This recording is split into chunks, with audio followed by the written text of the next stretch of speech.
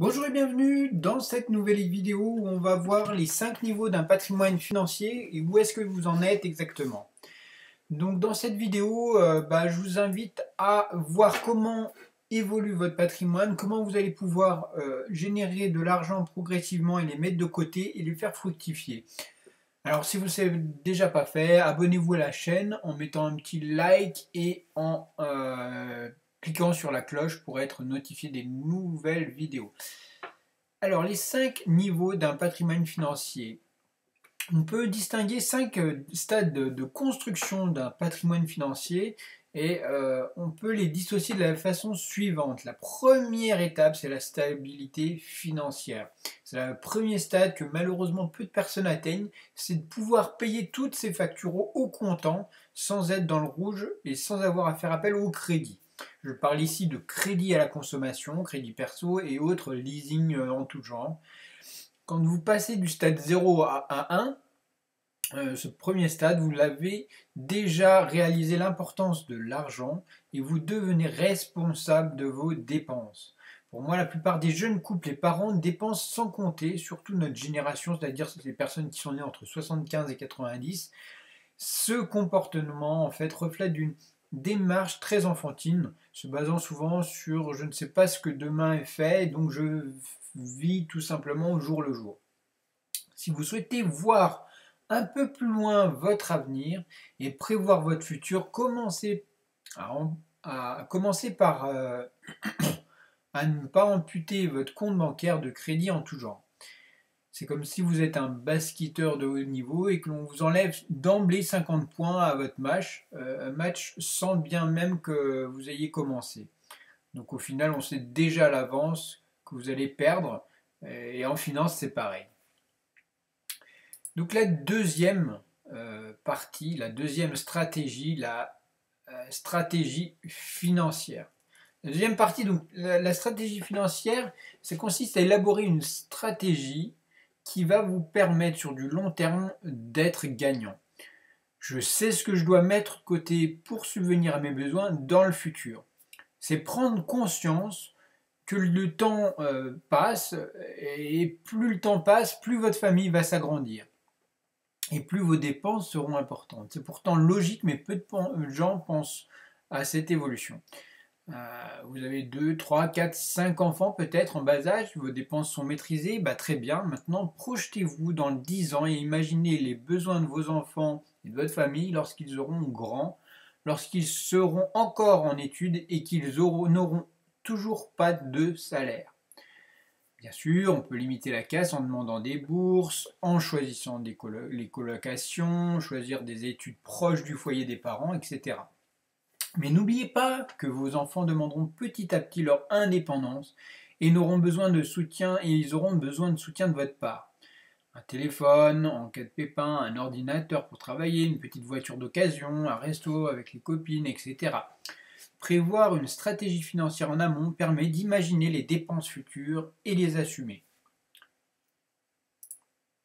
La troisième grande étape en termes de finances, c'est la sécurité financière.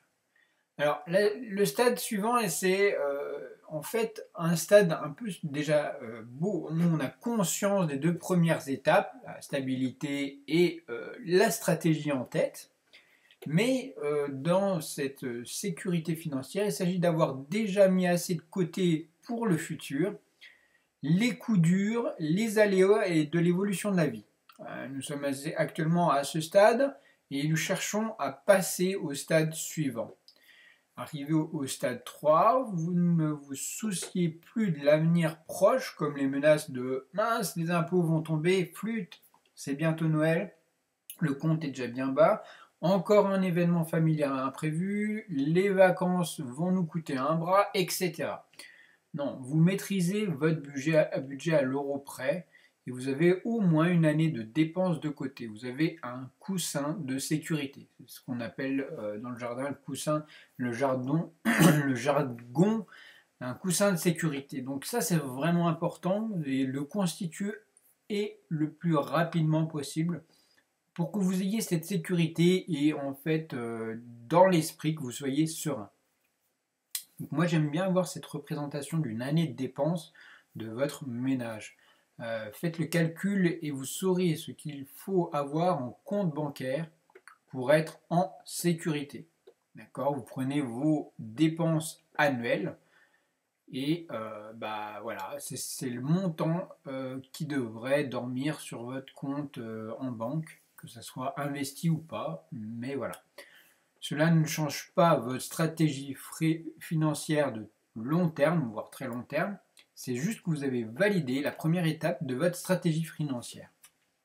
La quatrième étape, c'est la liberté financière. Alors, bien sûr, vous avez accumulé durant de nombreuses années un grand pourcentage de votre salaire chaque mois. Vous l'avez investi, vous vous réveillez un jour avec assez pour subvenir à vos besoins, sans avoir à travailler. Vous avez passé le stade de la sécurité financière à une phase d'accumulation très longue. On apparente cela souvent à une traversée du désert. Alors, vous l'avez certainement déjà entendu, la traversée du désert, c'est ce qui est le plus compliqué, le plus long et où beaucoup se découragent énormément. Le plus dur, c'est d'accumuler sans voir le bout du tunnel. Pourtant, il faut y croire et chaque jour, vous vous rapprochez de plus en plus de votre but ultime de la liberté financière. Un beau jour, peut-être au bout de 5 ans pour les plus rapides et au bout de 25 ans pour les plus lents, vous vous réveillez et vous avez atteint votre chiffre, c'est-à-dire assez d'argent pour être libre financièrement. Alors je l'explique dans un autre article, vous retrouverez en description.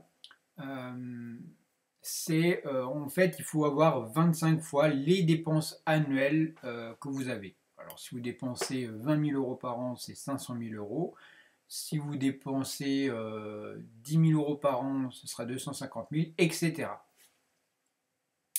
Bien sûr, on n'atteint pas cela en une étape, hein, vous l'imaginez bien. Il faut déjà passer par toutes les étapes nécessaires, c'est-à-dire réduire son train de vie, épargner tous les mois, même les mois les plus difficiles, avec des dépenses imprévues, vendre ce que l'on n'utilise pas, investir tout cet argent, croire au futur et faire tout pour aller dans la même direction. Un peu comme un laser, on se focalise tout le temps dans la même direction et c'est peut-être ça le plus compliqué.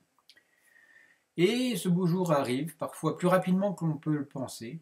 Certains ont peur d'arrêter de travailler, mais n'ayez crainte, ce n'est pas parce que vous avez atteint la liberté financière que vous allez être obligé d'arrêter de travailler. Au contraire, concentrez-vous sur votre travail, sur un travail qui vous passionne et ce sera beaucoup plus plaisant pour vous.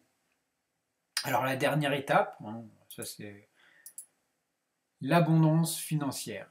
L'abondance financière, c'est le stade où l'argent n'est plus du tout un problème. Vous avez assez pour vivre la vie que vous souhaitiez dans les plus beaux rêves, voire même plus. À ce stade, le plaisir est extrême car vous décidez à chaque instant de ce que vous souhaitez faire, comment et avec qui.